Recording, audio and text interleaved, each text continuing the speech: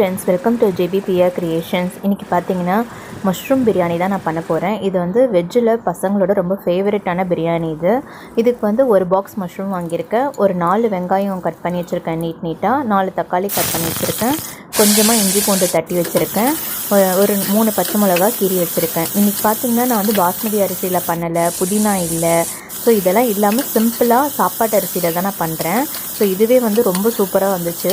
பசங்கள்லாம் சாப்பிட்டு ரொம்ப நல்லா இருக்குன்னாங்க. ஸோ நீங்கள் வந்து சிக்கன் இல்லை, பிரியாணி ரைஸ் இல்லை, எப்படி பிரியாணி செய்கிறது அப்படின்ட்டு பசங்க கேட்கும் போது யோசிக்காமல் நீங்கள் மஷ்ரூம் மட்டும் வாங்கிட்டு வந்து இந்த ரைஸில், நம்ம வீட்டில் சாப்பாடு வடிக்கிற ரைஸ்லேயே நீங்கள் பண்ணிங்கன்னா சூப்பராக இருக்கும். பிரியாணி செஞ்சு பாருங்கள். இது கூட வந்து நான் ஒரு பெரிய சைஸ் உருளைக்கிழங்கையும் குட்டி குட்டியாக கட் பண்ணி வச்சுருக்கேன். ஃபஸ்ட்டு வந்து குக்கரில் எண்ணெயும் 1 ஸ்பூன் நெய்யும் ஊற்றிட்டு, ஒரு பிரிஞ்சி இலை, ஒரு பட்டை, ஒரு லவங்கம், ஒரு ஏலக்காய் இதெல்லாம் போட்டு தாளிச்சோடனே 4 வெங்காயம் கட் பண்ணி வச்சுருக்கேன் இல்லைங்களா, அதையும் போட்டு 3 பச்சை மிளகாவையும் போட்டு உப்பு போட்டு வதக்குறேன்.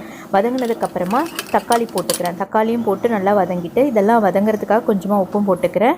அப்புறம் நம்ம இஞ்சி பூண்டை வந்து நான் பேஸ்ட்டாக அரைக்காமல் நல்லா தட்டி போட்டிருக்கேன். அதோடய ஃப்ளேவரே உங்களுக்கு சூப்பராக இருக்கும். தட்டி போடும் போது அம்மியில் அரைச்ச ஒரு ஃப்ளேவர் கிடைக்கும். ஸோ அதனால் நான் தட்டி போட்டு அதையும் பச்சை வாசனை போக நல்லா வதக்கிட்டு, அதுக்கப்புறமா ஒரு 2 ஸ்பூன் அளவு தயிர் விட்டுருக்கேன். தயிர் சேர்த்துட்டு 1 ஸ்பூன் அளவு வெறும் மிளகாத்தூள், 2 ஸ்பூன் அளவு பிரியாணி மசாலா தூள் மட்டும் போட்டிருக்கேன். ஒரு 1/2 டீஸ்பூன் மஞ்சள்தூள் போட்டு இதெல்லாம் நல்லா பச்சை வாசனை போகிற அளவுக்கு வதக்கிட்டு, மஷ்ரூமையும் உருளைக்கிழங்கையும் போட்டு எண்ணெயிலே வந்து நல்லா நான் வதக்குறேன். வதக்குனதுக்கப்புறமா நான் வந்து இன்றைக்கி வந்து ஒரு அழாக்கு அரிசி தான் எடுத்திருக்கேன். அதாவது 1 டம்ளர் அரிசி தான் எடுத்திருக்கேன். இது வந்து நம்மளோட சாப்பாடு அரிசின்றதுனால பிரியாணி அரிசி இல்லை. ஸோ அதனால் 1க்கு நான் 2 பங்கு அளவுக்கு தண்ணி சேர்த்துக்கிறேன்.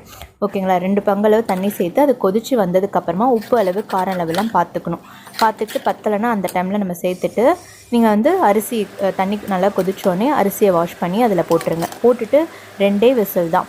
இதுவே பிரியாணி அரிசியாக இருந்தால் 1 விசிலே போதும். இது சாப்பாடு அரிசின்றதுனால 2 விசில் போட்டுட்டு, விசில் அடங்கினதுக்கப்புறமா நீங்கள் எடுத்து பாருங்கள். சூப்பரான மஷ்ரூம் பிரியாணி ரெடி ஆகிடும். தயிர் பச்சடியோடு சர்வ் பண்ணுங்கள். பசங்க ரொம்ப விரும்பி சாப்பிடுவாங்க. இதுவே வந்து பிரியாணி அரிசி மாதிரி இருக்குது, பிரியாணி மாதிரி இருக்குமான்னு சொன்னாங்க. இத்தனைக்கும் நான் வந்து புதினா கூட போடலை, பாஸ்மதி அரிசியும் சேர்க்கலை. நீங்களும் செஞ்சு பாருங்கள் ஃப்ரெண்ட்ஸ். என்னோடய சேனலை லைக் பண்ணுங்கள், ஷேர் பண்ணுங்கள், சப்ஸ்கிரைப் பண்ணுங்கள். தேங்க்யூ ஃபார் வாட்சிங் மை சேனல் ஃப்ரெண்ட்ஸ்.